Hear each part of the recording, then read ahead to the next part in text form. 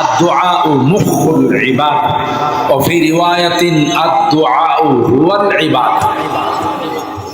দোয়া হলো সমস্ত ইবাদতের নির্যাস। আর কোন বর্ণনা সেই দোয়াই ইবাদত। সুবহানাল্লাহ বলেন। মুমিনের সবচেয়ে বড় হাতিয়ার কি বলুন? সবাই কয় না দোয়া। কি না হয়? দোয়ার দ্বারা অনেক কিছু হয়। দোয়া যখন অন্তর থেকে আসে, যত বড় তখতে তাউসি হোক, এই দোয়ার কারণে, বদদোয়ার কারণে মুহূর্তের মধ্যে উড়ে যায়। কথা কয় না। আল্লাহর হাবিব সাহাবায়ে কেরাম রিদওয়ানুল্লাহি তাআলা আলাইহিম আজমাইন, ওনাদেরকে শেষ করে দেওয়ার জন্য আবু জাহেলের নেতৃত্বে 1000 সশস্ত্র যোদ্ধা, কত? 1000 সশস্ত্র যোদ্ধা রওনা দিছে মক্কা থেকে মদিনায়। বদরের প্রাণ থেকে মুসলমান শেষ করে ইসলাম রাখবে। আচ্ছা বলুন তো দিকে, ইসলামের জিম্মাদার কে? আর একটু জোরে গান। সৈয়দ আলী বৈদ আলী, সলিমুল্লাহ কলিমুল্লাহ ষড়যন্ত্র করে ইসলামের পতাকা নামিয়ে দিতে পারবে, ইসলামের লাইট অফ করে দিতে পারবে, ইসলামের বাতি নিভিয়ে দিতে পারবে। কোরআনে আল্লাহ কি কয় জানেন? সূরা আস-সাফের মধ্যে, ইউরিদুনা লিইউতফিউ নূরাল্লাহি বিআফওয়াহিহিম ওয়াল্লাহু মুতিম্মু নূরিহি ওয়ালাউ কারিহাল কাফিরুন। এরা চায় মুখের ফুৎকার দিয়ে আমার লাইটকে নিভিয়ে দেওয়ার জন্য। আল্লাহ কোন ওয়াল্লাহু মুতিম্মু নূরিহি, আমি আমার লাইটকে কমপ্লিট করবই, তাদের ভালো লাগুক আর খারাপ লাগুক। ঠিক কিনা বলেন? যত বেশি ষড়যন্ত্র হবে ইসলামের বিরুদ্ধে, কোরআনের বিরুদ্ধে, নায়েবে রাসূলদের বিরুদ্ধে, ওয়ারাসাতুল আম্বিয়াদের বিরুদ্ধে, তত ইসলামকে আল্লাহ পাক সামনের দিকে অগ্রসর করে দেন। একটা সময় গেছে বাংলাদেশে বড় বড় নেতারা আমাদের কওমি মাদ্রাসাগুলোকে বলতো যে ব্যাঙ্গের ছাতার মতো গজাইতেছে। এরকমের কথা তো বোধ আপনারা শোনেন না। আর এখানে নাকি মৌলবাদ, জঙ্গিবাদ, আরো কত কিছু সৃষ্টি হয়, এরকমের স্লোগান আপনারা শোনেন না। এগুলো বলে কি মাদ্রাসার গতি থামাই দিতে পারছে? কোরআন সুন্নাহর গতি কি থামিয়ে দিতে পারছে? না দিন দিন বাড়তেই আছে? কেন? এটা জিম্মাদার কে? লাইটের জিম্মাদার স্বয়ং আল্লাহ। তো মক্কা কাফের মুশরিকরা সিদ্ধান্ত নিল মদিনায় যাব, বদরে যাব, এখানে গিয়ে মুসলমানদের নাম নিশানা, তার চিহ্নটুকু মুছে ফেলে দেবে। আল্লাহ কয় জায়গা মতো বুঝাও। কথা বলেন ঠিক কিনা? সানাস্তাদরিজুহুম মিন হাইযু লা ইয়ালামুন ওয়া উমলি লাহুম ইন্না কাইদি মাতিন। সুযোগ দে, দুশমনদেরকে আল্লাহ সময় দেন, ছাড় দেন, কিন্তু ছেড়ে দেন না। অতীতের ইতিহাস তাই বলে। ফেরাউন বলেন, কারুন বলেন, হামান বলেন, নমরুদ বলেন, সবগুলোকে আল্লাহ সুযোগ দিয়েছেন, কিন্তু ছেড়ে। আল্লাহ তাআলা এই যে ফেরাউনে কি দাম্ভিকতা ছিল, আলাইসা লি মুলকু মিসর ওয়া হাযিহিল আনহারু তাজরি মিন তাহতি আফালা তুবসিরুন। তোরা কি জানিস না মিশরের রাজত্ব আমার হাতে, আর নদ নদীগুলো, দরিয়াগুলো আমার অর্ডারে চলে। কে কয়? জোরে কয়। নদ নদী সমুদ্রগুলোকে হের অর্ডারে চলে, কিন্তু একবার আমার অর্ডারে চলে। আম আনা খায়রুম মিন হাযাল্লাযী হুয়া মাহিন ওয়া লা ইয়াকাদু ইউবিন। মুসা নবীর লক্ষ্য করে বলতেছে, এ বেটা, এ মুসা কথা কইতে পারে না ঠিক মতো, ভালোভাবে কথা বলতে পারে, ওর পিছনে তোরা যাবি কেন? আমি হলাম সবচাইতে শ্রেষ্ঠ ব্যক্তি। নাউযুবিল্লাহ। আল্লাহ কয়, ফেরাউন ঠিক আছে, তোর অর্ডারেই তো চলে, সময় মতো তোর ওখানে আমি শুবাবো। কথা কয় না? লোহিত সাগরে ডুবাইয়া মারছে না? ওখানে পানি খাওয়াইয়া পেটটারে ডুলের মতো বানাইছে না? কে বানাইছে? দাম্ভিকতা যখন চরম সীমানায় পৌঁছে যায় তখন আল্লাহর পক্ষ থেকে পাকড়াও চলে আসে। এটা হলো ইতিহাস। কেউ যদি ইতিহাসকে ভুলে যায় তার কপাল পোড়া ছাড়া কোনো উপায় নাই। পৃথিবীর যারাই ইতিহাসকে ভুলে গেছে তারাই চরম খেসারত দিতে হয়। কিয়ামত পর্যন্ত আল্লাহর এই বিধান থাকবে। তো আবু জাহেলের নেতৃত্বে 1000 সশস্ত্র যোদ্ধা মার্চ করে মক্কা থেকে মদিনায় গেছে। বদরের প্রান্তরে সাহাবায়ে কেরাম জীর্ণ শীর্ণ হয়ে গেছে, ওখানকার আবহাওয়া মুআফিক হয়। এই মুহূর্তে আল্লাহর হাবিব আল্লাহর কাছে হাত তুলে দোয়া করলেন, সুবহানাল্লাহ, আল্লাহ আমাদের কিচ্ছু নাই, অস্ত্র নাই, লোকবল নাই, এরা আসতেছে 1000, আমরা হলাম মাত্র 300। বলেন 300, কিচ্ছু নাই। আবার মদিনার থেকে প্রায় 150 কিলোমিটার বদরের এলাকাটা, এই জায়গাটা পুরাটাই পায়ে হেঁটে আসা লাগে, সোয়ারিও নাই। আল্লাহ, নবী হাত তুলছেন, আপনাদের কি ধারণা এই হাত ফেরত আসবে? দোয়ার মধ্যে হাত তুলে আল্লাহকে বলেন, আল্লাহ এ মালিক, তুমি যদি চাও পৃথিবীর মধ্যে কেউ তোমাকে সেজদা দিবে না, ইসলামের পতাকা উত্তোলিত হবে না, তাইলে আমাদেরকে তুমি ধ্বংস করে দাও। আর যদি চাও পৃথিবীর জমিনে তোমার নাম উচ্চারিত হবে, ইসলামের পতাকা উত্তোলিত হবে, মালিক রে তোমার কাছে সাহায্য চাই, নুসরত চাই। আল্লাহর হাবিব এমন ভাবে হাত উঠাইছেন, হাত্তা ইউরা বায়াদু ইবতাইহি, আল্লাহর হাবিবের বগল মোবারক দেখা যায়। সুবহানাল্লাহ। হযরত আবু বকর বলেন, ইয়া রাসূলুল্লাহ, হাসবুকা ইয়া রাসূলুল্লাহ, পয়গম্বর আমার মনে কই রে আপনার হাত আল্লাহর আরশ পর্যন্ত চলে গেছে। হযরত জিবরাইল আমিন আয়াত নিয়ে চলে আসছে, ওয়ালাকাদ নাসারাকুমুল্লাহু বিবাদরিন ওয়া আনতুম আযিল্লা। আল্লাহ ডাক দিয়ে কয়, ও পয়গম্বর, লোকবল ছিল না, অস্ত্র ছিল না, কোনো শক্তি সামর্থ্য ছিল না, কিন্তু আপনার দোয়া এত পাওয়ারফুল, প্রথম পর্যায়ে আমি 1000 ফেরেশতা নাযিল করে দিলাম। কত? 1000 বিআলফিন মিনাল মালাইকাতি মুরদিফিন। এরপর আল্লাহ বলেন, পরবর্তীতে আমি আল্লাহ 3000 ফেরেশতা নাযিল করে দিব। আল্লাহু আকবার বলেন।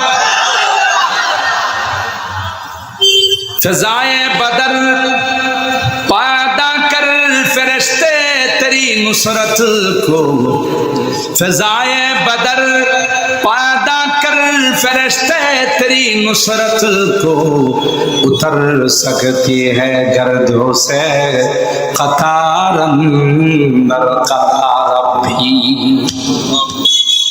বদরের প্রান্তে যে আল্লাহ সাহায্য পাঠাইছিলেন, ওই আল্লাহ তো এখন নাই, নির্বাচনে পরিবর্তন হয়ে গেছে। হ্যাঁ আছে, থাকলেও এতদিন কি আর আগের মতো শক্তি থাকে? আল্লাহর শক্তি মনে একটু পরিমাপে হয়ে গেছে। নতুন স্বাধীনতা দিয়ে আল্লাহ কয় আমার শক্তি আগের মতোই আছে। কথা কয় না? ফজায়ে বদর पैदा कर फरिश्ते तेरी नुसरत को, उतर सकती है गर्दों से कतार अंदर कतार भी। আল্লাহ কয়, এখনো যদি বদরের সাহাবায়ে কেরামদের ঈমান আর ইয়াকিন যদি তোমার মধ্যে থাকে, তখন যেমন ফেরেশতা আসছিল এখন আসবে। কথা বলেন ঠিক কিনা? যেমন আল্লাহ দেখাইতেছে। কেউ ভাবতেই পারে না যে এইরকমের পরিবর্তন হবে। কে করছেন? জোরে বলেন। বাহুবলে নয়, শক্তিতে নয়, সব আল্লাহর সাহায্য হয়েছে। ঠিক কিনা বলেন? আল্লাহ সাহায্য করছে, আমরা শুধু ওসিলা করছি। ছাত্র জনতা শুধু ওসিলা করছে। সেই 15 বৎসরের ক্ষমতা 15 দিনে শেষ। রাগ করেন না কেউ, এটা বুঝার জন্য বলছে। এর থেকে শিক্ষা অর্জন করতে হবে। ঠিক কিনা বলেন? আল্লাহ পাক রব্বুল আলামিন বলেন, পয়গম্বর সাহাবীদেরকে আপনি যা পারেন তা দিয়ে ময়দানের মধ্যে নামিয়ে দিন। পয়গম্বর সাহাবায়ে কেরামদের হাতে তলোয়ার না, খেজুরের ঢালগুলো ভেঙ্গে ভেঙ্গে নাও, তুমি এই খেজুরের ঢালটা নাও, তুমি এই খেজুরের ঢাল নাও। তলোয়ার নাই, কি তোমাদেরকে দেব?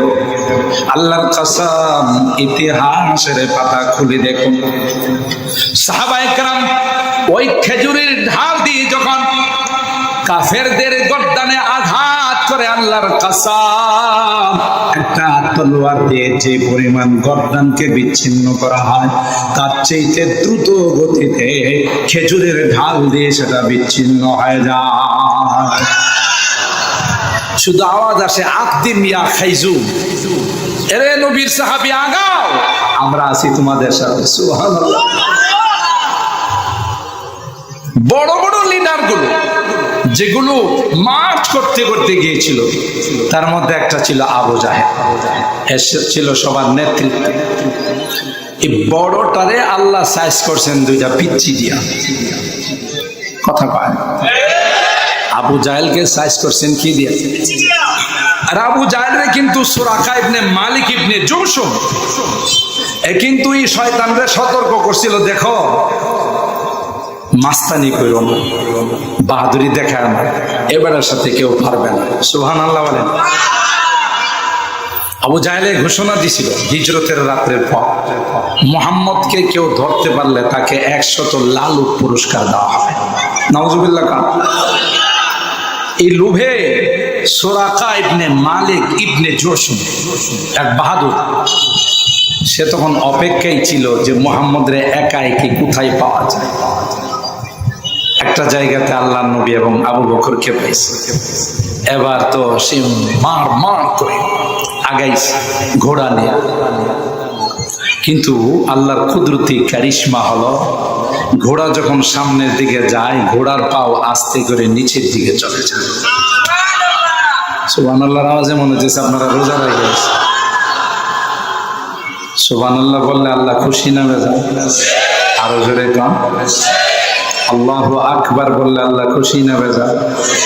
আল্লাহ তাআলা ফেরেশতাদেরকে কয়, তোরা তো না বুঝা ভেটো দিছি, দেখতো নড়াই বাগ ডেমরা এলাকায় এই যে আমার বান্দারা বসে আছে, এরা একটু একটু পর পর কি স্লোগান দেয়, বলে সুবহানাল্লাহ। তোরা তো তখন বলছিল আতাজালু ফিহা মান ইউফসিদু ফিহা ওয়া ইয়াসফিকু দিমা, আল্লাহ এটারে বানায় লাভ কি? এটা তো মারামারি করবো, দলাদলি করবো, রাজনীতি করবো, এক পার্টি আরেক পার্টির গুম খুন করবো। কথা বলেন ঠিক কি? আয়না ঘরে নিয়ে ঢুকায় ঘরের মাইর আল্লাহ। আল্লাহকে শুধু আয়না ঘর দেখছিস, আর এই ইসলামী মহাসম্মেলনটা দেখিস না। কথা বলেন ঠিক কেন? তখন আল্লাহ জবাব দিয়েছিলেন, ইন্নী আ'লামু মা লা তা'লামুন, বেশি পণ্ডিতি করো না, আমি যা জানি তোমরা তা জানো না। সুবহানাল্লাহ। এখন আল্লাহ ফেরেশতাদেরকে দেখতো কি জোরে জোরে কি কয়, কয় আল্লাহ তোমার পবিত্রতা বর্ণনা করে, আর কি কয় তুমি মহান। সুবহানাল্লাহ। মুহতারাম হাজিরিন, এই 2টা পিচ্চিকে দিয়ে আবু জাহেলকে আল্লাহ শেষ করছেন, অথচ আবু জাহেলকে আগে সতর্ক করেছেন। সুরাকা ইবনে মালিক ইবনে জুমশুম ঘোড়া নিয়ে মারতে যায়, আগাইতে যায়, ঘোড়ার পাও, কারণ আরবের মাটি তো হলো কাদা মাটি, নরম মাটি, পাও দিলেই যায় বাঁচা। হ্যাঁ, শুধু পাথর আর পাথর।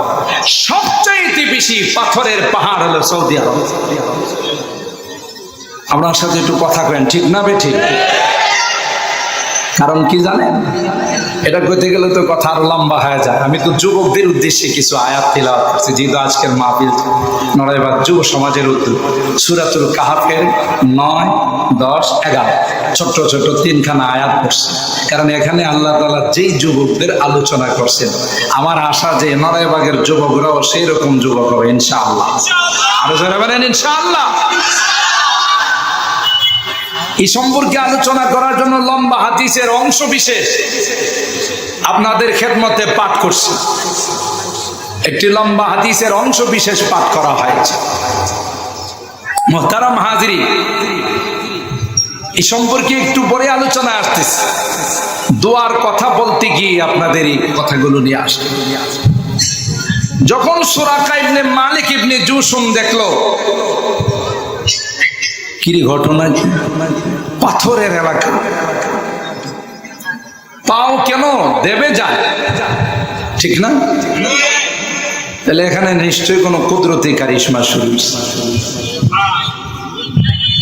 পৃথিবীর মধ্যে সর্বপ্রথম যেখানে মাটির আবিষ্কার হয়েছে, এটা কোন জায়গা? কয় না কিছু জানেন না? এটা খানায়ে কাবার ভিটা। সুবহানাল্লাহ। খানায়ে কাবা থেকে যদি মাপ দেওয়া হয় গোটা বিশ্বকে, তো খানায়ে কাবা হবে পৃথিবীর মেরিল পয়েন্ট, নাভি। সুবহানাল্লাহ। ওখান থেকে মাটির আবিষ্কার। আল্লাহ বলেন ওয়াজআলনা মিনাল মাই কুল্লা শাইইন হাই, পানির থেকে আমি সব কিছু জিন্দা করছি। তাহলে বোঝা গেল পৃথিবীটা কি ছিল? বলেন বলেন কি ছিল? এই পানির থেকে যেখানে ফেনা উঠলো, যেখানে মাটির আবিষ্কার সর্বপ্রথম শুরু হলো, সেটা হলো খানায়ে কাবা। এর থেকে আস্তে আস্তে গোটা পৃথিবীর মধ্যে মাটি আবিষ্কার শুরু হলো। আর পানির মধ্যে যদি কোনো খাল, বিল, পুকুর ভরাট করেন, বালু দিয়ে হোক, মাটি দিয়ে হোক, এটা কি শক্ত থাকে না নরম থাকে? নরম থাকে, স্বাভাবিক চলাফেরা করা যায়। আল্লাহ কয়, যেহেতু পানির মধ্যে আমি মাটি আবিষ্কার করছি, তোমাদের চলাচল করতে প্রবলেম হবে, স্বাভাবিক চলাচল করতে পারবেন। এই জন্য আমি আল্লাহ পাহাড় দিয়ে মাটিকে শক্ত করে বানাইছি। আলাম নাজআলিল আরদা মিহাদা ওয়াল জিবালা আওতাদা ওয়া খালাকনাকুম আজওয়াজা وَجَعَلْنَا نَوْمَكُمْ سُبَاتًا। আল্লাহ বলেন গোটা পৃথিবীটা নরম ছিল, স্বাভাবিক চলাচল করার উপযুক্ত ছিল না। তাই আমি আল্লাহ ওখানে বড় বড় পাহাড় বানাই দিয়া তোমাদের চলাচলের ব্যবস্থা করে দিলাম। পাহাড়ি এলাকা, ওখানে ঘোড়ার পাও দেবে যাওয়া মানে এটা কি নিজের থেকে হচ্ছে না আসমান থেকে? আরো জোরে বলেন। আসমান থেকে কুদরতি কারিশমা শুরু হয়ে গেছে। আল্লাহু আকবার। একবার দুইবার চাবুক মেরে সুরাকা ঘোড়ার পাটা উঠায়। তৃতীয়বার দেখা গেছে যেই জায়গা থেকে পাটা উঠানো হয়, ওই গর্তের থেকে কেমন যেন ধোঁয়া বেরোচ্ছে। সুরাকার বুঝতে বাকি নাই, ধোঁয়া কেন আসবে রে? নিশ্চয়ই নিচে কোনো আগুনের ব্যবস্থা আছে। সুরাকা আল্লাহর হাবিবকে ডাক দেখায়, মুহাম্মদ আর এক কদম অগ্রসর হব না, যদি তুমি আমাকে ক্ষমা করে দাও। আমার বুঝতে বাকি নাই রে, এখানে আসমানি কোনো কারিশমা শুরু হয়ে গেছে। আল্লাহর হাবিব বলেন, শর্ত হলো কাউকে সন্ধান দিতে পারবে না, সে শর্তে মাফ করে দিতে পারি, কারণ আমি তো রাহমাতুল লিল আলামিন। ঠিক কিনা বলেন? वो रहमत आलम है शाहे अस्वद अहमद, वो रहमत आलम है शाहे अस्वद अहमद, वो सैयद कौनैन है आकाए उमम है। তিনি তো শ্বেতাঙ্গ কৃষ্ণাঙ্গ, সবার জন্য রহমত, ঠিক কিনা বলেন? সত্য হলো আমাদের সন্ধান কাউকে দিতে পারবা না। সুরাকা বললেন ঠিক আছে, ওয়াদা রক্ষা করো। একটু যাওয়ার পর আবু জাহেলের সঙ্গে সাক্ষাৎ। আবু জাহেল কয়, সুরাকারে কোনো খবর আছে কিনা? কয় বড় খবরটা আছে। সুবহানাল্লাহ। আবা হাকামিন ওয়াল্লাহি লাউ রাআইতাহু, আবা হাকামিন ওয়াল্লাহি লাউ রাআইতাহু লিআমরিন জুয়াদিন তাসুখু কাওয়াইমু। এ আবুল হাকাম, আবু জাহেলের পূর্ব নাম ছিল বুদ্ধির বাবা। এই ফাইজলামি করার কারণে নামটা পরিবর্তন হয়ে গেছে মূর্খের বাবা। কথা কয় না? যেই শিক্ষা মানুষকে হাইওয়ান আর জানোয়ার বানায়, এটা কোনো শিক্ষা নয়। যেই শিক্ষা মানুষকে মানুষ বানায়, ইনসান বানায়, ওইটাই হলো আসল শিক্ষা। আমাদের দেশে অনেক ডিগ্রিওয়ালা, পিএইচডি করা, মাস্টার্স অনার্স করা, তার ডিগ্রি ওজন করলে কমপক্ষে 2-3 কেজি হবে, কিন্তু দাঁড়ায় পেশাব করে। যদিও ডেমরাতে এরকমের লোক লাইট মারলেও পাওয়া যাবে না। কথা পান? আমি আমার অনেক বয়ানে বলি, মূর্খ বাবা। আবার অনেক বয়ানে আছে, তার এলাকার মানুষ জিজ্ঞাসা করলো, তোমার ছেলের লেখাপড়া কি? তো বাবারে, আমি তো ক্লাস মেলাস বুঝি শুধু না, 6, 7, 8, 9 এগুলো কিছু বুঝি শুধু না, HSC কিছুই বুঝি শুধু না। তবে আমার ছেলের লেখাপড়া উন্নতির দিকে এটা আমি টের পাইছি। তাহলে এটা বুঝলেন কেমন করে? হ্যাঁ, যখন প্রাইমারিতে পড়তো বসে বসে পেশাব করতো, এখন দিকে আর বসে করে না, দাঁড়ায় করে, নিশ্চয়ই উন্নতি হয়ে গেছে। কথা কয় না? আছে না? নাই? দাঁড়ায় কি মানুষ পেশাব করে না? হাইওয়ান জানোয়ার। কথা বল, হাইওয়ান আর জানোয়ার যারা, এরা দাঁড়ায় পেশাব করে কেন? তারও শিক্ষা নাই যে মা বালা রাসূলুল্লাহ সাল্লাল্লাহু আলাইহি ওয়াসাল্লাম কাইমান কাত্তু, জীবনে আল্লাহর নবী দাঁড়িয়ে পেশাব করেন নাই, বসে পেশাব করা এটাই সুন্নত। শুধু সুন্নত নয়, আল্লাহর হাবিব প্রত্যেকটা সুন্নত বৈজ্ঞানিকরা এখন গবেষণা করে, অ্যানালাইসিস করে, রিসার্চ করে। বৈজ্ঞানিকরা বলেন শুধুই যে পরকালীন উপকারী তা নয়, ইহকালীন উপকারী, দৈহিক উপকারী প্রত্যেকটা সুন্নত। সুবহানাল্লাহ। যে মানুষটা বসে বসে পেশাব করে,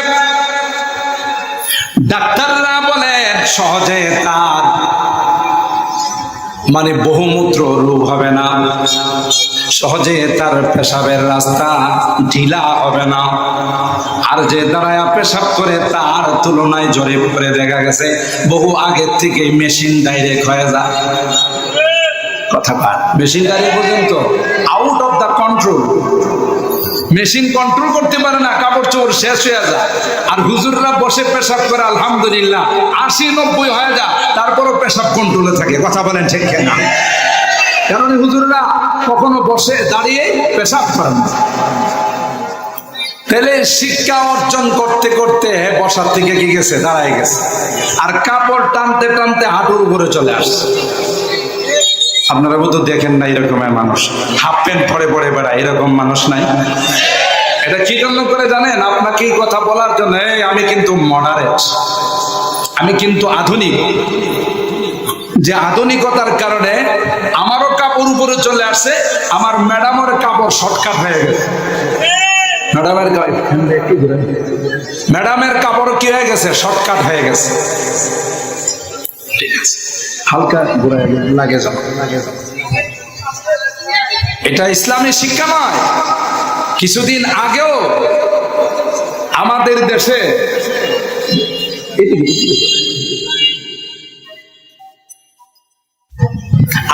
দেশে এক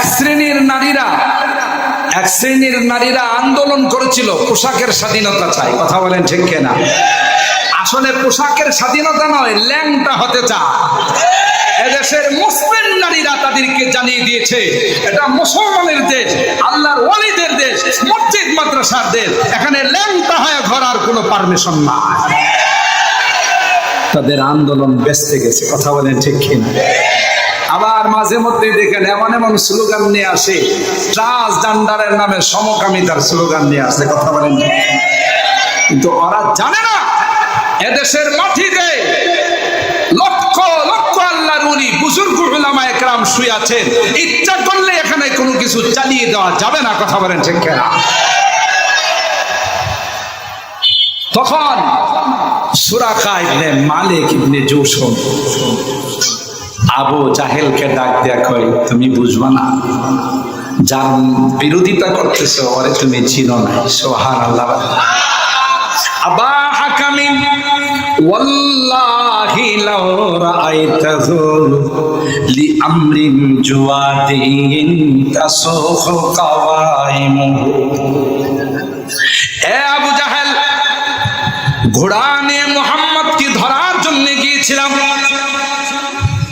কিন্তু ওই দৃশ্যটা যদি তুমি দেখতে রে আবু জাহেল, তাইলে তুমি অবাক হয়ে যাই। আমার ঘোড়ার সামনের দিকে যায়, কেমন যেন পাউটা আস্তে আস্তে নিচের দিকে চলে যায়। সুবহানাল্লাহ। আলিমতা ওয়া লাম তুশাক্কিকি বিআন্না মুহাম্মাদান, আলিমতা ওয়া লাম তুশাক্কিকি বিআন্না মুহাম্মাদান রাসূলুন বিবুরহানিন ফামান দা ইউকাবিমুহু। তোমার ইয়াকিন হয় যে এই দৃশ্য যদি তুমি দেখতে তোমার বিশ্বাস হতো যে মুহাম্মদ যে আল্লাহ প্রদত্ত পয়গম্বর, তার মধ্যে বিন্দু পরিমাণ সন্দেহ নাই। ফামান দা ইউকাবিমুহু, পৃথিবীর কোন শক্তি, মহাশক্তি, পরাশক্তি একত্রিত হয়ে মুহাম্মদের মোকাবেলা করতে পারবে না। সুবহানাল্লাহ। আলাইকা বিকাফিন নাসি ফাইন্নাহু, তোমার একটা নসিহত করি, ভালো যদি চাও তাহলে নিজেও বিরোধিতা করো না, মানুষকেও বিরত রাখো। এমন একদিন আসবে রে, মুহাম্মদের পতাকায় সারা বিশ্বে পথ পথ করে উঠবে। মুহাম্মদের বিরোধিতা করো, মুহাম্মদের সন্তানাদিগুলো, ছেলে সন্তানগুলো মারা গেছে, বংশ থাকবে না। আল্লাহ ডাক দেয়া কই, নবী আমার আপনি টেনশন করবেন না, ইন্না আ'তাইনাকাল কাউসার ফাসাল্লি লিরাব্বিকা ওয়ানহার ইন্না শানিআকা হুয়াল আবতার। আল্লাহু আকবার। হে আমার হাবিব, আমি আপনাকে কাউসার নামক নিয়ামত দেব। মুফাসসিরিনে কেরাম তার একটা তাফসীর করেন, উমামুন কাসীরা, আপনার উম্মত এত বেশি হবে রে, গোটা সমস্ত নবীদের উম্মতকে যদি একত্রিত করা হয়, আপনার উম্মতের শিখিও তারা হবে না। দুই নাম্বার হলো আপনার সন্তানগুলো, ছেলেগুলো মারা গেছে, তাই তারা বলতেছে বংশ নিপাত হয়ে যাবে। না না, আপনার জিসমানি সন্তান, বংশের সন্তান দুইজনকে আমি নিয়ে গেলাম, কিন্তু অগণিত অসংখ্য রুহানি সন্তান আমি রেখে দিলাম। মুসলমান তার নামে শুরুতে মুহাম্মদ লাগাবে, প্রত্যেকটা মুসলমান তার নামে শুরুতে মুহাম্মদ লাগাবে আপনার স্মরণ করার জন্য। আর আরবের যারা হবে তাদের যদি 20টা 30টা সন্তান হয়, প্রত্যেকের নাম সিরিয়াল দিয়ে মুহাম্মদ রাখে। মোহাম্মদ আব্বাল, মোহাম্মদ সানি, মোহাম্মদ সাদেস, মোহাম্মদ রাবে, মোহাম্মদ খামেস, মোহাম্মদ সাদেস, মোহাম্মদ সাবে, মোহাম্মদ সামিন, মোহাম্মদ তাসে, মোহাম্মদ আশিস। সুবহানাল্লাহ। তাদেরকে যদি জিজ্ঞাসা করা হয় আর কি নাম নাই, বলে তোরা বুঝবি না, এটা আমার হাবিবের পেয়ারা নাম। আমি অনেক সময় বয়ানে বলি, আজীব তাদের আল্লাহর প্রতি দরদ আর ভালোবাসা, মহব্বত। দুইটা গাড়ি অ্যাক্সিডেন্ট করছে। আমি তখন মদিনায় এক হোটেলে ছিলাম। অ্যাক্সিডেন্টের আওয়াজ শুনে নিচে নামলাম যে দেখি অ্যাক্সিডেন্টটা কি আমাদের বাংলাদেশের জামরার মতোই না একটু ভিন্ন? কথা বলেন ঠিক কিনা? যে গাড়িটা বেশি ক্ষতি হয়েছে, দুইজন ড্রাইভারে নাইমা গেছে, কোনো মারামারি নাই, তর্কাতর্কি নাই, কিছু নাই। যে ক্ষতি করছে সে আয়সা বলতেছে যার গাড়ি ক্ষতি হয়েছে আব্বা, মানে সরি। আমি চিন্তা করলাম, ইয়া আল্লাহ, এটা কোন রকমের অ্যাক্সিডেন্ট? আমাদের দেশে অ্যাক্সিডেন্ট হলে আগে মুখ চালানোর আগে হাত চালায়, কথা পায় না। আর আশপাশে যারা থাকে এরা মনে করে যে এখন আজকে একটা গনিমতের মাল নেওয়ার বিশাল সুযোগ চলে আসে। কেউ ঘড়ি নিয়ে যায়, কেউ মোবাইল নিয়ে যায়, কেন এটা তো গনিমতের মাল। কথা বলেন ঠিক কিনা? দেখলাম না এই জাতীয় কিচ্ছু না। পুলিশকে ফোন দিছে, সুরতা আসবে এখানে, দেখবে কার অপরাধ, এগুলো নিয়ে যাবে, ঠিক করাবে, যা হওয়ার হবে। কিন্তু এখানে যে দৃশ্যটা আমি দেখলাম, সে বলতেছে আহ্বান তুমি মাফ করে দো, আমার ভুল হয়ে গেছে। আর যার ক্ষতি হয়েছে, লাখ লাখ টাকা ক্ষতি হয়েছে, সে বলতেছে লা সল্লি আলা হাবিবি, সল্লি আলা হাবিবি, তুই আমার হাবিবের উপর দরুদ পড়বে, তোর সব মাফ। আরো আস্তে সুবহানাল্লাহ। কি দরদ, কি মহব্বত! আল্লাহ পাক বলেন হাবিব আমার, টেনশনের কোনো কারণ নাই। তারা যতই ষড়যন্ত্র করো, আমি আল্লাহ এমন সিস্টেম করে দিব, পৃথিবীর মধ্যে এমন কোনো মুহূর্ত থাকবে না যে মুহূর্তে আকাশে বাতাসে আপনার নাম উচ্চারিত হবে না। আপনার নাম উচ্চারিত হবে। আজানের মধ্যে আল্লাহ এমন সিস্টেম করে দিয়েছে, সারা পৃথিবীর মধ্যে এমন কোন মুহূর্ত নাই যে মুহূর্তে পৃথিবীতে আজান হয় না। আল্লাহ কয় হাবিব আমার নামের সঙ্গে আপনার নাম আমি রেখে দিলাম, আপনার নাম এড করে দিলাম, মিলিয়ে দিলাম।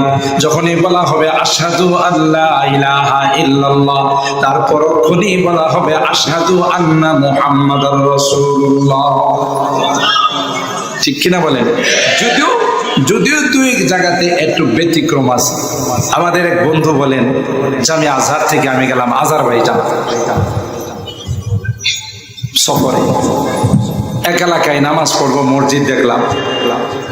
তো যখন আজান দিতেছে মুয়াজ্জিন সাহেব বলেন আশহাদু আন্না আহলাল কারিয়াতি ইয়াশহাদুনা আন্না মুহাম্মাদুর রাসূলুল্লাহ। কিরে ডিজিটাল আজান পাইল? এবার বলতেছে আমি সাক্ষ্য দিতেছি যে এই এলাকার মানুষ বলে যে মোহাম্মদ আল্লাহর রাসূল। তাতে বোঝা গেল হ্যাঁ, কথা কয় না। আশহাদু আন্না আহলাল কারিয়াতি ইয়াশহাদুনা আন্না মুহাম্মাদুর রাসূল। এরা এই ডিজিটাল আজান শুনে কিরে জীবনে তুই এই মার্কা আজান? যা ঠিক আছে, নামাজ পড়তে গেছে, অপেক্ষা আছে ইমাম সাহেব কখন আসবে। মাশাআল্লাহ ইমাম সাহেব আসতেছে। একটা পর্যায়ে মসজিদে ঢুইকা ইমাম সাহেব নি করছে কি, তার বাম পাওটা উঁচা করে রাখছে, শুধু ডান পাও দিয়ে আস্তে আস্তে হাইটা হাইটা যায় নামাজে গেছে। গোটা নামাজের মধ্যে হে বাম পাও আর জমিনে লাগায়, এটা আলগি দিয়ে রাখছে। আর অবাক, কিরে দেখলাম উনি ভালো মানুষ, হাইটা আসে, এখন পাও একটা উঠাই রাখছে। পাও যদি তার সমস্যা থাকতো তাহলে তা আগের থেকে সে ল্যাংড়া হাত। আরো আশ্চর্য ব্যাপার, নামাজের পরে ইমাম সাহেবকে জিজ্ঞাসা করলেন ভাই আপনার মসজিদে যে আজান শুনলাম এটা একটু ডিজিটাল আজান, এরকমের আজান তো কোথাও শোনা যায় না। কই ভাই বিষয়টা হয়েছে কি, আজান দেওয়ার মতো কোনো মুসলমান পাওয়া যায় না, একজন খ্রিস্টানকে বেতন দিয়ে রাখা হয়েছে।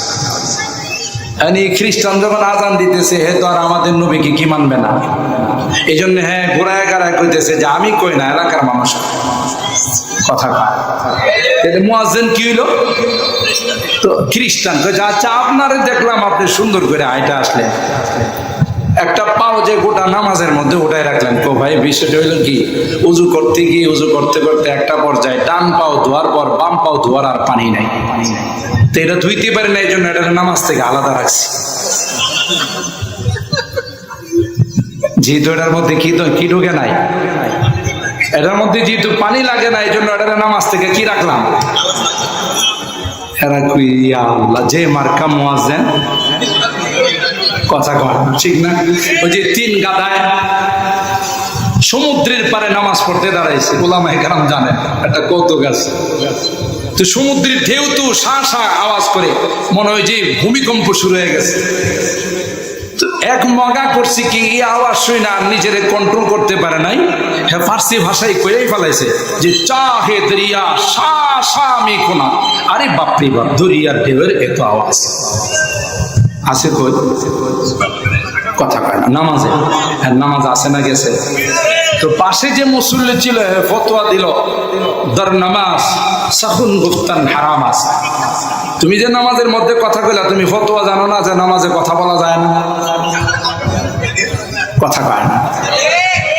এই দুইটার কোনটার নামাজ আছে? দুইজনের কথা। ইমাম সাহেব চিন্তা করে যে আল্লাহ আমারে কি বাঁচানটা বাঁচাইছে, হ্যাঁ যারা দুইজন কথা জ্ঞান মাস্টারে শেষ করে দিয়েছে। এর সাথে সাথে আল্লাহ শুকরিয়া আদায় করে বলে আলহামদুলিল্লাহ। ধর নামাজ সাকুন নামি গুফতাম, আল্লাহ তোমার মেহেরবানি, তোমার সমস্ত প্রশংসা, আমি একটা কথাও কই নাই। আছে নামাজ না গেছে? কথা কয় না। নামাজ তো চলে গেছে। কি বলতেছিলাম মনে আছে? এই চিন্তা করলো যে এই মুয়াজ্জিন আর ইমাম, কই ভাই সভাপতি সাহেবের বাসাটা কোথায়? সভাপতি সাহেবের দোকান দেখে কইতেছে যে সভাপতি সাহেব এই দোকানে বসা আছে। গিয়ে দেখে দোকানের মধ্যে মদের ব্যবসা। সভাপতি সাহেবের জিজ্ঞাসা করলো আপনি কি মসজিদের সভাপতি? বলে হ্যাঁ। দোকান কি আপনার ব্যক্তিগত না মসজিদের? হ্যাঁ মসজিদের মার্কেট। তো মসজিদের মার্কেটে আপনি একটা হারাম জিনিসের ব্যবসা করেন। তো হুজুর এই এলাকাতে এই পণ্যটাই চলে ভালো। কথা কার? সেক্রেটারি সাহেবের সন্ধান করতে করতে গিয়ে দেহে শুকুরের গোশত বিক্রি করে। কথা কার? তাইলে এরকম দুই একটা ব্যতিক্রম ছাড়া গোটা বিশ্বের মধ্যে আজান এক সিস্টেম হয়, আশহাদু আন্না মুহাম্মাদান। বৈজ্ঞানিকরা বলেন, আবহাওয়াবিদরা বলেন, পৃথিবীর আবহাওয়াকে অ্যানালাইসিস করার পর, রিসার্চ করার পর দেখা গেছে একটা সেকেন্ড, একটা মুহূর্ত এরকম নাই যে গোটা বিশ্বের কোথাও না কোথাও আজান হয় না। সুতরাং গোটা বিশ্বে 24 আওয়ার 24 ঘন্টা আল্লাহর নবীর নাম উচ্চারিত। চাইলে কি ষড়যন্ত্র করে আল্লাহর নবীর নাম কেউ অফ করে দিতে পারছে? हर मोए बदन भी जो जुबा बन के करे शुक्र, हर मोए बदन भी जो जुबा बन के करे शुक्र, कम है बखुदा उनकी इनायात से कम है। পশমে পশমে যদি তার শুকরিয়া আদায় করা হয়, হায়াত শেষ হয়ে যাবে, শুকরিয়া আদায় করা সম্ভব হবে না। কথা বলেন ঠিক কিনা? আর ভাইরা, আবু জাহেল মার্চ করে বদরের প্রান্তে উপস্থিত হয়েছে। দুই ভাই, একজনের নাম মুআদ, আরেকজনের নাম হলো মুআওয়াদ। বালেগ হয় না, না বালেগ ছোট। মার কাছ থেকে বিদায় নিয়ে চলে আসছে। মা বিদায় দাও রে, বড় দুশ্মনটাকে যতক্ষণ পর্যন্ত জাহান্নামে না পাঠাবো ততক্ষণ পর্যন্ত তোমার কাছে আসবো। হযরত আব্দুর রহমান, বুখারী শরীফ খুলে দেখুন, হযরত আব্দুর রহমান ইবনে আউফ ফি রিওয়ায়াতিন হযরত আব্দুল্লাহ ইবনে মাসউদ। আয়েশা জিজ্ঞাসা করে, চাচা বড় শয়তানটা কোন দিকে? তিনি কোন? মনে করছিলাম যুদ্ধের ময়দান, এই পিচ্চিগুলো হয়তো আমাদের সামান বহন করবে। ইয়া আল্লাহ, পিচ্চিগুলো কয় বড়টারে দেখাই দেন। সুবহানাল্লাহ। হযরত আব্দুর রহমান ইবনে আউফ বলেন, কিছুক্ষণ পরেই দেখলাম আবু জাহেলকে দেখা যায় সব বন্দি করতেছে, দুশমনদেরকে কাতার বন্দি করে। আমি তখন বললাম, ওই যে দেখা যায় তোমাদের টার্গেট। আল্লাহর কসম, দেখাইতে দেরি হয়, বাস পাখির মতো ঝাপায়া পড়তে দেরি হয় না। আল্লাহু আকবার। तौहीद ने बख्शी है हमें हौसला मंदी, हम मिल्लत इस्लाम के जाबाज सिपाही, तौहीद ने बख्शी है हमें हौसला मंदी, हम मिल्लत इस्लाम के जाबाज सिपाही, हम खालिद दर्रार की अजमत का निशा है, हम खालिद दर्रार की अजमत का निशा है, हम कासिम महमूद की गैरत का निशा है। अरे আমরা কারা? মুসলমান তো সেই বীরের জাতি। 10টা কাফের যদি একজন মুসলমানের সামনে দাঁড়ায়, আল্লাহ কোরআনে বলেন তোমাদের মোকাবেলা করার তাদের সাহস নেই। কথা কয় তা বাংলাদেশের মানুষ দেখে নাই? একসময় বাংলাদেশের বর্ডার রক্ষীদের নাম ছিল বিডিয়া, ঠিক? এখন কি বিজিবি। বর্ডার গার্ড বিডিআর যখন ছিল, আমার দেশের নওজওয়ানরা রৌমারী সীমান্তে আমাদের বন্ধু রাষ্ট্র, চিনেন তো? যে বন্ধু রাষ্ট্র হলো আনিসের পার্টি, নদিস। কথা কয় শুধু নেওয়ার তালে ছিল, নেওয়ার তালে ইলিশ দিবা, আম দিবা, আরো যা আছে আমাদের কি দিবা, কিন্তু আমরা তোমাদেরকে লাশ উপহার দেব। কথা বলেন ঠিক কিনা? কোরআনে আল্লাহ বলেন পৃথিবীর কোন অবস্থায় মুসলমানদের বন্ধু হতে পারে না, পারে না, পারে না। কথা বলেন বাদুহুম আউলিয়াউ বাদ, এরা একে অপরের বন্ধু। আমরা যতই বন্ধু বন্ধু বলে বুক ফাটায়, এরা আমাদেরকে রাতের আধারে বন্যার পানি দিয়া ডুবায়। পাকিস্তান সীমান্তে আওয়াজ করতে পারে না, লাঠি মারে। চায়না সীমান্তে, চীনের সীমান্তে গেলে থাফরা, যত মাস্তানি সব বাংলাদেশের বর্ডার আয়সা করে। ঠিক বললাম? আমাদের যখন পানির দরকার, ফারাক্কা বাদ দিয়া রাখে, কৃষকরা চাষাবাদ করতে পারে না। আর যখন আমাদের দেশে পানি থাকে, তখন ফারাক্কা বাদ ছেড়ে দিয়া উত্তরাঞ্চলটাকে পুরা ডুবাই দেয়। কথা বলেন ঠিক কিনা? তারপরও বন্ধু। কথা বলেন ঠিক কিনা? তো রৌমারী সীমান্তে রাত্রের আধারে বিএসএফ, ইন্ডিয়ার বর্ডার রক্ষী বাহিনী 1 কিলোমিটার দখল করে ফেলছে। নওজওয়ানরা তখন বিডিআর প্রধানকে ফোন দিয়া জানাইছে, স্যার ভারত তো আমাদের 1 কিলো দখল করে ফেলেছে, আমরা কি অ্যাকশনে যাব? সারে বিসমিল্লাহ সারাই গেছে অ্যাকশনে যাব। কথা বলেন ঠিক কিনা? সোজা অ্যাকশনে যাও। আর অর্ডার দিতে দেরি আমার দেশের সীমান্ত রক্ষীরা সাথে সাথে অ্যাকশনে গেছে। ওখানে প্রায় 80 থেকে 100 ভারতের বিএসএফ কে ধান ক্ষেতের মধ্যে বিনা হিসাবে জাহান্নামে পৌঁছাই। কথা পান, এদিকে আমার বানানো কথা, ইতিহাসের পাতা খুলে দেব। তখন থেকে তাদের মাথা ঢুকছে যে সর্বনাশ, বাংলাদেশের সীমান্ত রক্ষী বাহিনী যে স্ট্রং, কখনো যদি তাদের সঙ্গে যুদ্ধ বেঁধে যায়, এদের মোকাবেলা করাই তো আমাদের জন্য কঠিন। কথা পায় না? আর সেখান থেকে পরিকল্পনা সাজানো হয়েছে, এদেশের সীমান্ত রক্ষীকে রাখা যাবে না, যে কোনো মূল্যে সীমান্ত রক্ষীটাকে শেষ করে দিতে হবে। তারই ফলাফল পিলখানা হত্যাকাণ্ডের মাধ্যমে হয়েছে। ফলাফল প্রকাশ পাইছে পরে। 57 জন চৌকস জেনারেল মেজরকে হত্যা করে বাংলাদেশের বিডিআরকে, সীমান্ত রক্ষী বাহিনীটাকে অচল করে দেওয়া হয়েছে। বন্ধু, এদেরকে বন্ধু বলে না। কথা বলেন ঠিক কিনা? মুসলমান আল্লাহ তাদের বুকে এমন সাহস দিয়েছে, যদি আকাশ দিয়া না আসো, সামনে আসলে 100টাও আমার মুসলমানের 10 জনের মোকাবেলা করার ক্ষমতা নাই। মুসলমান জিহাদ করে সীমান্ত রক্ষী হয়ে দেশের সার্বভৌমত্ব রক্ষা করে। তারা জানে আল মুরাবিত ফি সাবিলিল্লাহ, যারা মুসলিম রাষ্ট্রের সীমান্ত রক্ষী পাহারাদারির কাজ করে, এরা যদি ওখানে মারা যায়, এরা সুজা শাহাদতের মর্তবা পাবে। ঠিক কিনা বলেন? এই জন্য আমরা আমাদের দেশে যারা আছে, অবশ্যই তারা দেশের নাগরিক হিসাবে 16 আনা স্বাধীনতা পাবে। তাদের সৌহার্দ্যপূর্ণ পরিবেশ, সাম্প্রদায়িক সম্প্রীতি আমাদের থেকে 16 আনা পাবে। কিন্তু যদি কেউ আমার এই প্রিয় মাতৃভূমির দিকে চোখ রাঙায়া তাকাইতে চায়, আমরা সাথে সাথে তাদের চোখগুলো খুলে ফেলব, কারণ এটা আমার প্রিয় মাতৃভূমি। কথা বলেন ঠিক কিনা? এটা আমার প্রিয় মাতৃভূমি, এদেশে আমি জন্মাইছি, এটা ওলি আল্লাহদের দেশ, মসজিদ মাদ্রাসার দেশ। ছোট করে দেখলে চলবে না।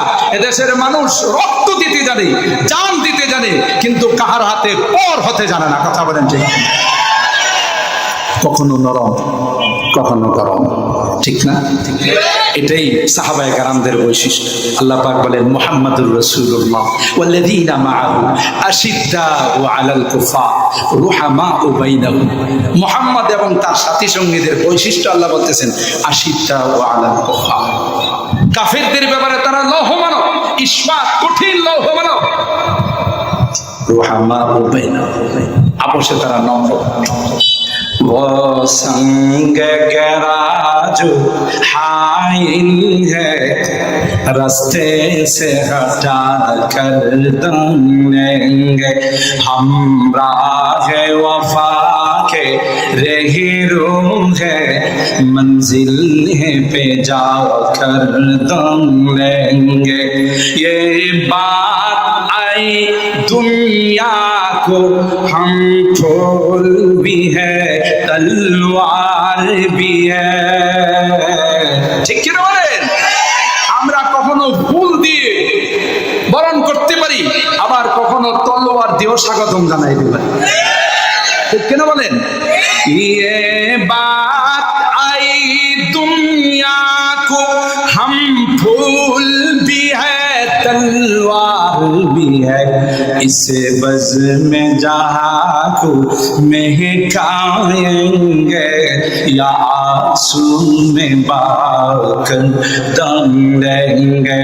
हम राह वफा के रहे रूह है, मंजिल पे जाकर दम लेंगे।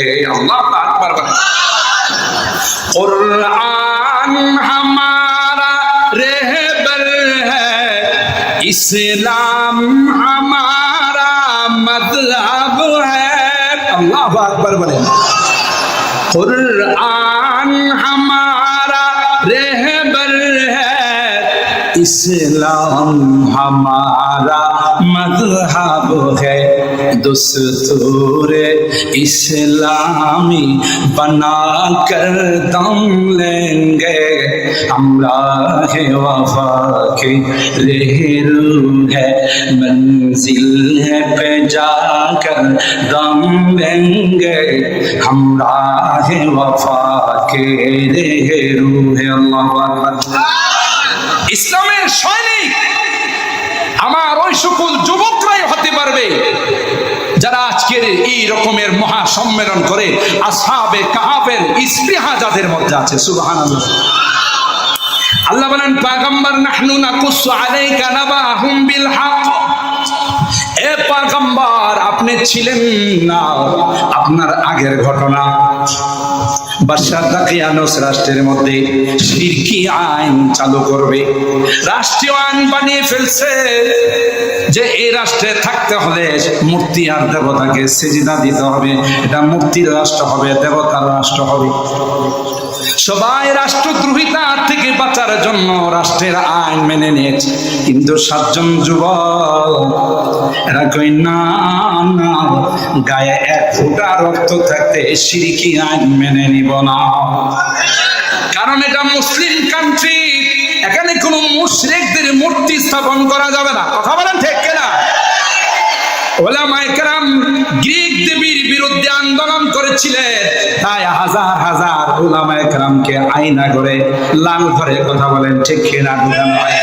আল্লাহ আলেম উলামাদের কি ডাক দিয়া কয়, না না টেনশন করিস না, এমন একদিন আসবে রে, একটা মূর্তির জন্য তোরা আন্দোলন করে জেলে গিয়েছিলে, এমন একদিন তোদের সামনে আসবে, একদিনে গোটা রাষ্ট্রের মূর্তিগুলো আমি পরিষ্কার করে দিব। ঠিক কিনা বলেন? আন্দোলন করে তোমরা জেলে গেছো মূর্তির বিরুদ্ধে, এমন একদিন আসবে যে একদিনে গোটা রাস্তার সমস্ত মূর্তি পরিষ্কার হয়ে যাবে। কে করছে? ওই 7 জন যুবক বাদশা দাকিয়ানুসকে চ্যালেঞ্জ করল। আল্লাহ বলেন নাহনু নাকুসু আলাইকা নাবাহুম বিল হক ইন্নাহুম ফিতয়াতুন আমানু বিরাব্বিহিম ওয়া জিদনাহুম হুদা। আল্লাহু আকবার। আল্লাহ বলেন আমিও তাদের হিম্মত বাড়িয়ে দিলাম, তাদের ঈমানকে বৃদ্ধি করে দিলাম, তাদের হেদায়েতকে বৃদ্ধি করে দিলাম। 7 জন যুবক না না, আমাদের গায়ে যতদিন পর্যন্ত রক্ত আছে, যতদিন পর্যন্ত শক্তি আছে, ততদিন আমরা এই রকমের অন্যায়কে সমর্থন করব না। বাদশা দাকিয়ানুসের কাছে গিয়ে চ্যালেঞ্জ করলেন। আল্লাহু আকবার বলেন। إذ قاموا فقالوا ربنا رب السماوات والأرض لن ندعو من دونه إلها لقد قلنا إذا شططا। ये बोले জমিন কি তোর বাপে? সুবহানাল্লাহ। আসমানের নিচে যে থাকিস এটা কি তোর বাপ? সুবহানাল্লাহ বলেন। আসমানের মালিক আল্লাহ, জমিনের মালিক আল্লাহ। আল্লাহর জমিনে আসমানের নিচে কোন শিরিক হবে, গায়ে 1 ফোঁটা রক্ত থাকতে সেটা হতে দেব না, দেব না। সুবহানাল্লাহ। স্লোগান দিয়েছিল আসহাবে কাহফ। আমি সংক্ষেপ করে বলতেছি, অনেক লম্বা ঘটনা, শুধু কোট করে বলতেছি।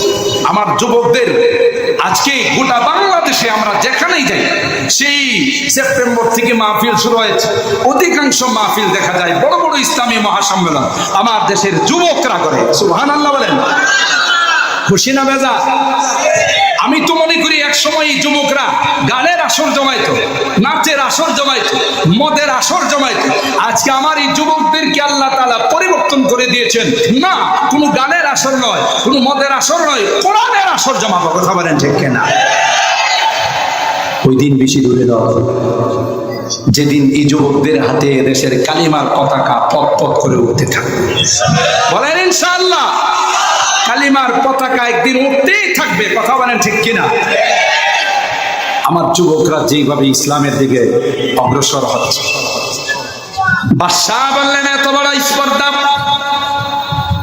আমার রাষ্ট্রীয় আইনের বিরুদ্ধে তোমরা প্রতিবাদ জানালে, এখনই র্যাব, চিতা,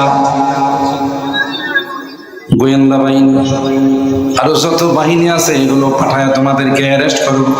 যুবকরা কয় না না, পারবি না, কারণ আসমানের মালিকের সঙ্গে আমাদের সম্পর্ক। বাহিনী পাঠাইলো, কোথাও যায় খুঁজে পায় না, নৌবাহিনীও পায় না, বিমান বাহিনীও পায় না, স্থল বাহিনীও পায় না, র্যাবও পায় না, চিতাও পায় না, স্পেশাল ফোর্সও পায় না। সাথে সাথে আল্লাহ তাদের চোখের থেকে আল্লাহ পাক আড়াল করে দিলেন। এরপর আল্লাহ পাক বললেন মধ্যে যাও, ওখানে তোমাদের বাসস্থানের ব্যবস্থা করে রাখছে। মজার ঘটনা হলো আসহাবে কাহফ যুবকরা যখন রওনা দিছে, তাদের সঙ্গে একটা কুকুরও রওনা দিছে। আরো আসছে সুবহানাল্লাহ। তাফসীরের কিতাব খুলে দেখুন, যুবকরা তখন ওই কুকুরকে ডাক দেয়া কয়, কুকুর আমরা তো ঈমান রক্ষা করার জন্য গুহায় যাই, তুই কেন আমাদের সঙ্গে রওনা দিলি? আল্লাহর কসম, সাথে সাথে আল্লাহ পাক ওই কুকুরের জুবান খুলে দিলেন। আরো আসতে সুবহানাল্লাহ। আল্লাহ পারেন না? পারেন না? আল্লাহর ক্ষমতা আছে না নাই? ওই কুকুর আসহাবে কাহফ ওই যুবকদেরকে লক্ষ্য করে গয়, আমার উহিব্বু আহবাবাল্লাহ, তোমরা তো নিঃসন্দেহে আল্লাহর পেয়ারা বান্দা, তোমরা তো নিঃসন্দেহে আল্লাহর মাহবুব বান্দা, তোমাদেরকে ভালোবাসি রে, তাই তোমরা গুহাতে ঘুমাবে, তোমাদের গেটের মধ্যে পাহারাদারের কাজটা আমি করব। তোমরা ঘুমাবে, কেউ যেন তোমাদের সন্ধান না পায়, গেটের মধ্যে পাউটা বিছাইয়া আমি তোমাদের পাহারাদারের কাজ করব। ওয়াকালবুহুম বাসিতুন যিরাইহি বিল ওয়াসিদ লাউ ইত্তালা'তা আলাইহিম লাওয়াল্লাইতা মিনহুম ফিরারা ওয়ালা মুলিতা মিনহুম রুবা। ওখানে শুয়ে গেছি, ঘুমাই গেছি। সূর্যকে আল্লাহ ডাক দেয়া কয়, সূর্য ওয়াতারা শামসা ইযা তালাআত তাযাওয়ারু আন কাহফিহিম। সুবহানাল্লাহ। আল্লাহ সূর্যকে ডাক দেয়া কয়, সূর্য না না, আমার এই পেয়ারা বান্দাগুলো এখানে শুয়ে আছে, সাইড দিয়া যাবি রে, তাদের গায়ে কিন্তু তাপ লাগাবি না। সূর্য কার গোলাম? জোরে বলেন। ওয়ানুকাল্লিবুহুম যাতাল ইয়ামিনি ওয়া যাতাশ শিমাল। আল্লাহ কই এক করতে শুয়ে থাকলে মাটিয়া খেয়া ফেলাইব, এই জন্য কুদরতি ভাবে আল্লাহ তাদের করপ পরিবর্তন করা। তাইলে দুনিয়াতে আল্লাহ দেখিয়ে দিয়েছেন যে যুবকগুলো আল্লাহর জন্য হয়, তাওহীদের জন্য হয়, দুনিয়াতে আল্লাহ তাদের গায়ে সূর্যের তাপ লাগান না।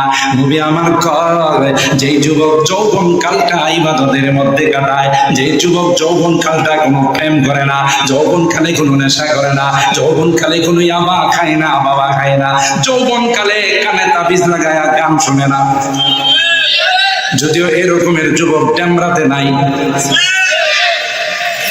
আল্লাহ পাক ডাক দিয়া বলেন, এ যুবক, তুমিও যদি তাদের মতো যুবক হতে পারো, দুনিয়াতে আল্লাহ বলেন সূর্যের তাপ তাদের গায়ে লাগায় নাই। কিয়ামতের কঠিন ময়দানে যেদিন সূর্যটা তোমার মাথার উপর চলে আসবে, জমিনটা যেদিন তামা হয়ে যাবে, আল্লাহ ডাক দেয়া কয়, ঘামতে ঘামতে কারো ঘামের পানি হাঁটু পর্যন্ত, কারো সিনা পর্যন্ত, কোমর পর্যন্ত, হতে হতে মুখ পর্যন্ত চলে আসবে। গোটা হাসরের ময়দানের মানুষগুলো বেচাইন হয়ে অস্থির হয়ে হযরত আদমের কাছে যাবে, বলবেন, বাবা আপনি না আমাদের আব্বা জান, আল্লাহ না আপনাকে নিজের হাতে বানাইছেন, আনতা আবুনা ওয়া সাইয়্যিদুনা খালাকাকাল্লাহু বিয়াদিহি ওয়া নাফাখা ফীকা রূহ ওয়া আসজাদা লাকাল মালায়েকা। এত সম্মান আল্লাহ দিয়েছেন, আপনি আমাদের জন্য একটু সুপারিশ করুন। হযরত আদম বলবেন, নাস্তু গুনাহা, আমার দ্বারা সম্ভব নয়। নূহ বলবেন, নাফসি নাফসি। ইউসুফ বলবেন, নাফসি নাফসি। ইব্রাহিম খলিলুল্লাহ বলবেন, নাফসি নাফসি।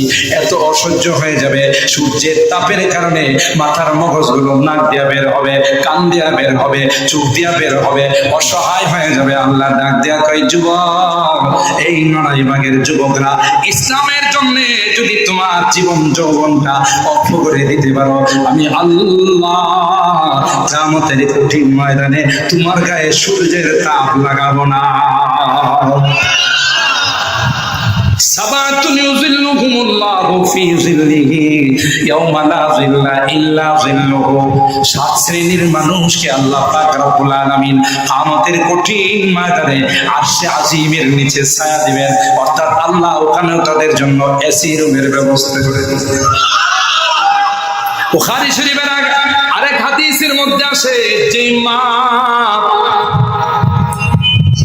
সন্তান এর চেহারার দিকে তাকাইয়া সন্তানটাকে এতিম রাইখা বাবা মারা গেছে, এরকমের ঘটনা ঘটে। ছোট বাচ্চাদেরকে রেখে বাবা মারা গেছে, মা চিন্তা করছে, আমি যদি আরেক জায়গায় বিবাহ বসে যাই, আমাদের এই সন্তানদের ভবিষ্যৎ অন্ধকার হয়ে যাবে।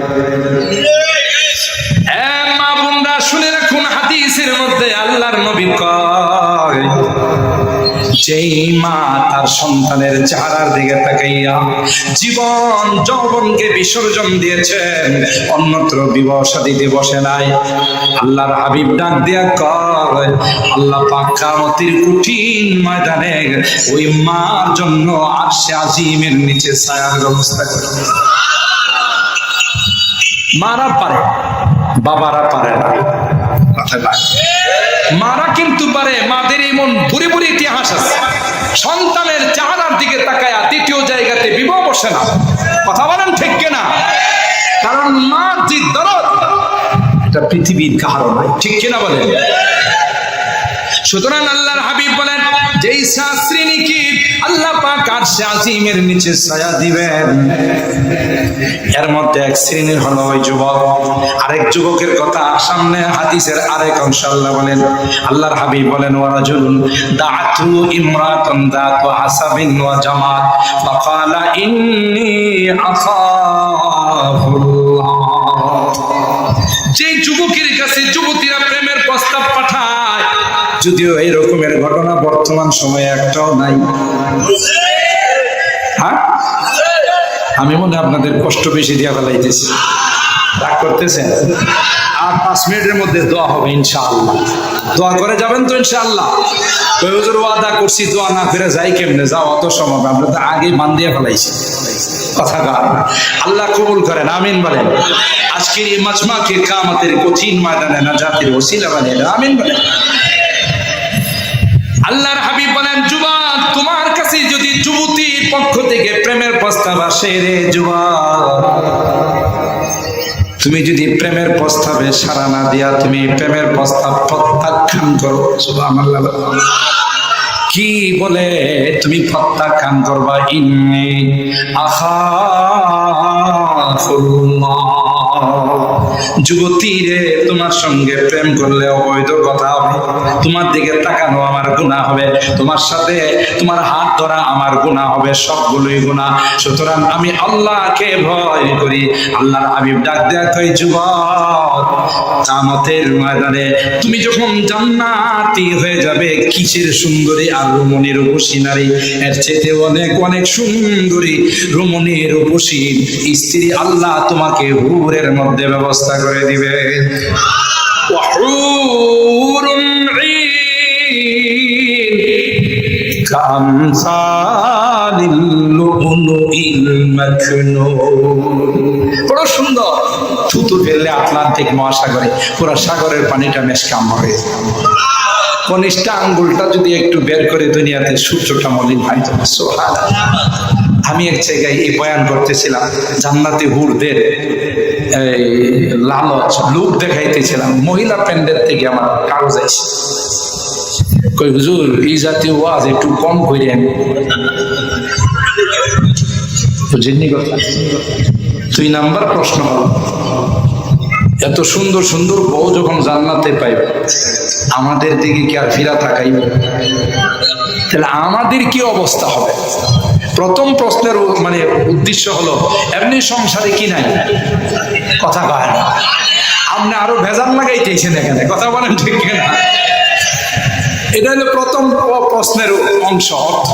আর 2 নাম্বার হলো, এই সুন্দরী বউ যখন পাইব, আমাদের দিকে তো ফিরাও, তাহলে আমাদের কি অবস্থা? আমি ওই বোনকে বা মাকে ধন্যবাদ জানাইছি, যে আপনি অত্যন্ত বিচক্ষণ না, আপনি প্রশ্ন না করলে উত্তর আসত না। সুবহানাল্লাহ বলেন।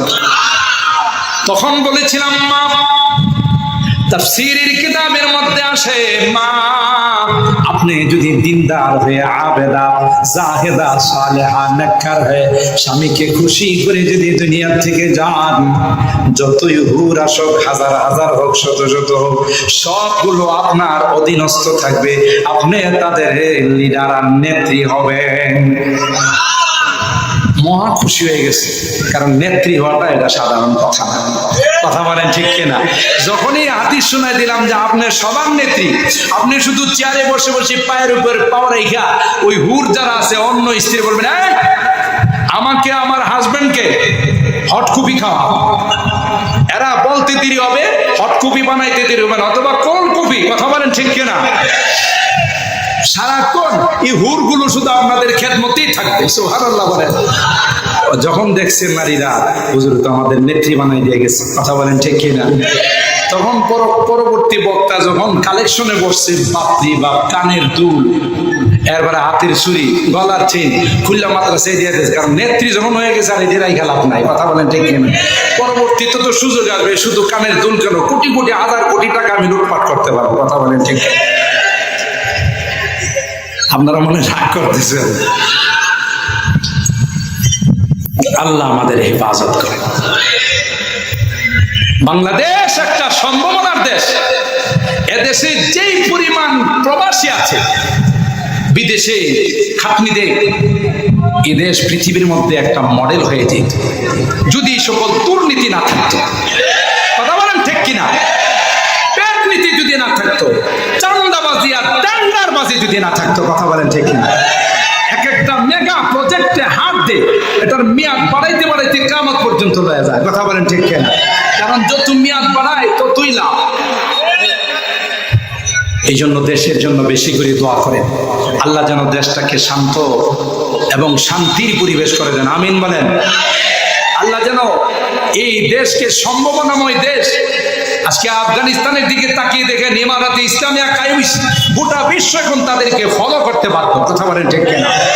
কোনো অশান্তি নাই, কোনো চুরি ডাকাতি নাই, কোনো মদখুরি নাই, কোনো জিনাখুরি নাই, শান্তিপূর্ণভাবে গোটা বিশ্ব এখন আফগানের মডেল, আফগানকে মডেল বানায় অনুসরণ করে, কারণ এটার নাম হলো ইমারাতে ইসলামিয়া, কথা বলেন ঠিক। ইসলাম যেখানে থাকবে ওখানে শান্তি আসবে। মানুষের তন্ত্র মন্ত্র দিয়ে কোনোদিন শান্তি আসতে পারে না, ঠিক কিনা বলে।